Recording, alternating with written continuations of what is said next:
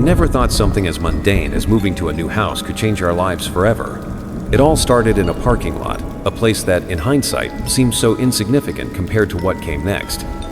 But that's where it all began to unravel. It was a cold, dark night, the kind of night where the wind whistles through the trees and the shadows seem to move on their own. My wife Laura and I had been searching for a house to rent for weeks.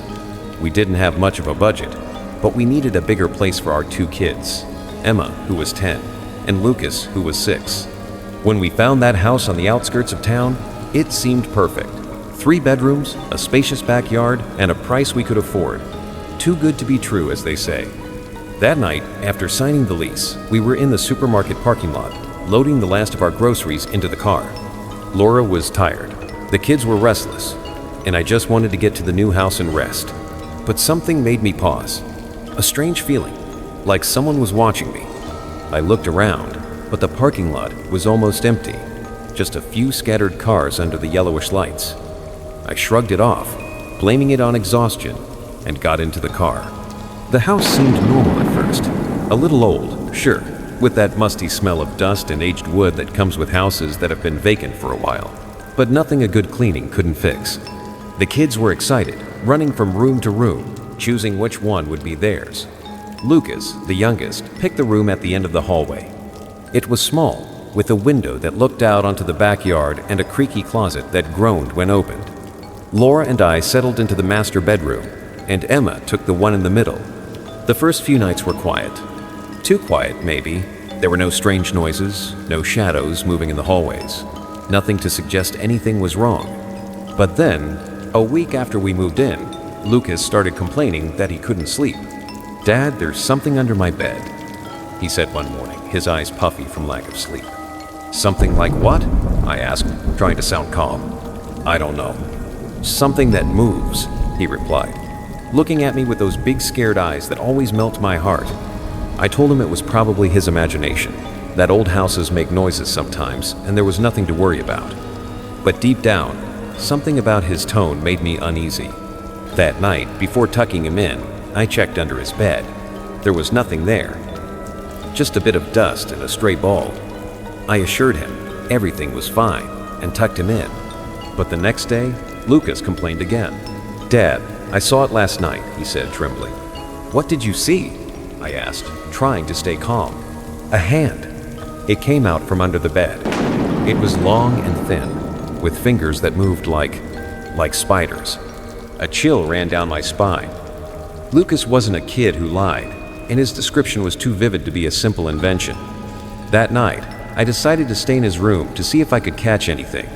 I sat in a chair in the corner, a flashlight in hand, and waited. The hours dragged by. The clock struck midnight, then 1, then 2. Nothing happened. I was about to give up when I heard it. A low sound, like something dragging across the floor. I looked toward Lucas's bed, and there it was. A hand, long and thin, with bony fingers that moved slowly, emerging from under the bed.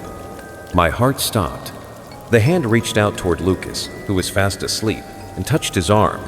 Without thinking, I jumped out of the chair and turned on the light. The hand disappeared instantly, as if it had never been there. Lucas woke up startled, asking what was wrong. I told him everything was fine, but inside, I was terrified. The next day, I called a priest. I'm not a particularly religious person, but at that point, I was willing to try anything. The priest arrived that same afternoon, an older man with a serious expression. He walked through the house, muttering prayers and sprinkling holy water in the corners. When he reached Lucas's room, he stopped at the door and frowned. "There's something here," he said quietly. "Something that shouldn't be." He asked us to move Lucas's bed and check the floor. With a hammer and chisel, we began prying up the floorboards. What we found underneath left us speechless. A small, hollow space, and inside it, an object wrapped in a black cloth. The priest carefully unwrapped it. It was a bone, long and thin, like a human arm bone. "This is not good," the priest said, his voice trembling. "Someone put this here with a purpose, to summon something." He explained that the bone was likely part of a ritual, something meant to invoke a malevolent presence. He advised us to move out immediately, but we had nowhere to go. We couldn't afford another place, and the lease was for a year. So we stayed, trying to ignore the increasingly frequent occurrences. The nights became a nightmare. The hand appeared almost every night, sometimes just for a moment, other times for hours. Lucas stopped sleeping in his bed, preferring to stay with us in our room. But even there, we weren't safe. One night, as we slept, Laura woke up screaming. Something had touched her in the dark. I turned on the light and saw the hand, quickly retreating under our bed. Finally, we decided to call a team of paranormal investigators. They arrived with their cameras and recorders, ready to capture any evidence of supernatural activity. They spent 3 nights in the house, and on the last night, they captured something that still makes me shiver. A clear image of the hand emerging from under Lucas's bed, those long, bony fingers moving like spiders. After that, we couldn't stay any longer. We broke the lease and moved to a small apartment in the city. Lucas still has nightmares, and sometimes, on the darkest nights, I feel like something is watching us from the shadows. We never found out who put that bone under the floor, or why. But one thing is certain, that house wasn't a home, it was a trap. And so ends my story, or at least the part I can tell, because there are things that happened afterward, things I still can't explain. But that's for another night. For now, all I can say is this: if you ever rent a house, make sure you know what's under the floor, because sometimes what you can't see is the most dangerous.